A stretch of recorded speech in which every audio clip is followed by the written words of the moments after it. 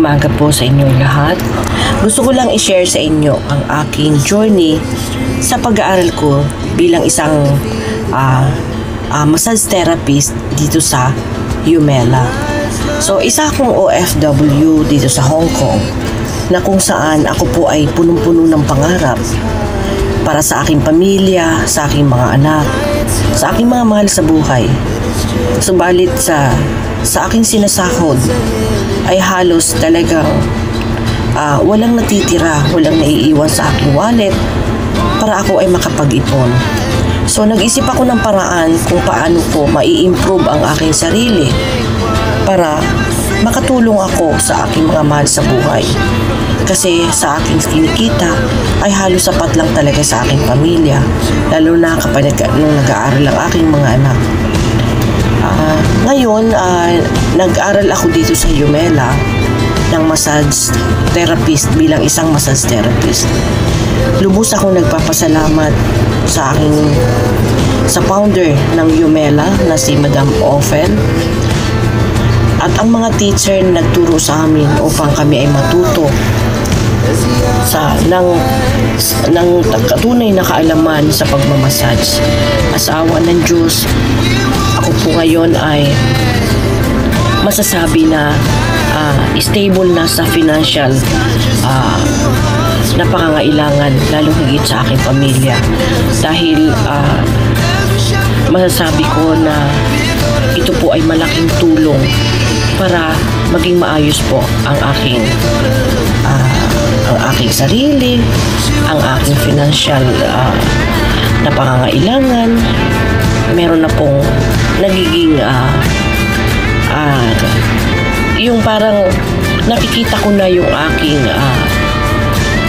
nalalaman na nakakapagpundar na ako kahit paano dahil dito sa pag-aaral ko sa Yumela. Kaya bilang isang OFW, sinishare ko sa inyo na hindi lang OFW tayo dapat. Kailangan aralin din natin kung ano yung mga bagay-bagay na makakatulong sa ating sarili upang mag-improve tayo. Hindi lang tayo aasa sa ating sahod.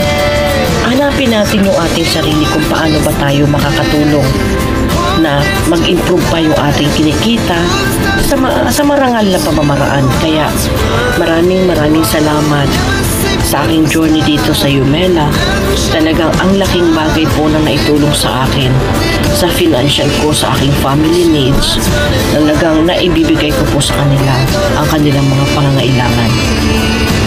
Kaya bilang isang OFW, proud po ako sa aking sarili na ang Yumela po ay nakatulong sa akin ng sobra-sobra.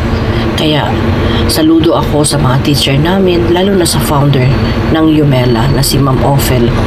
Thank you so much po. At ito po ang aking journey.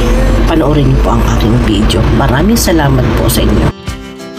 We rise like tall buildings as the chemicals they take us higher.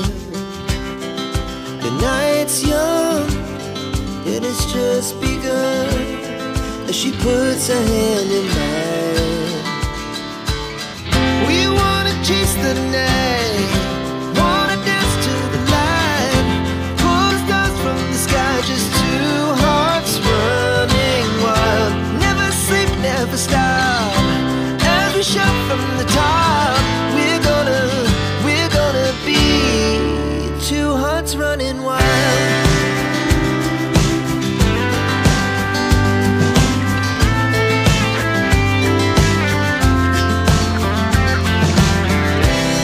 Now the morning is the afternoon. We lay awake in bed. The laughs so loud as the hours pass. We're gonna do it all again.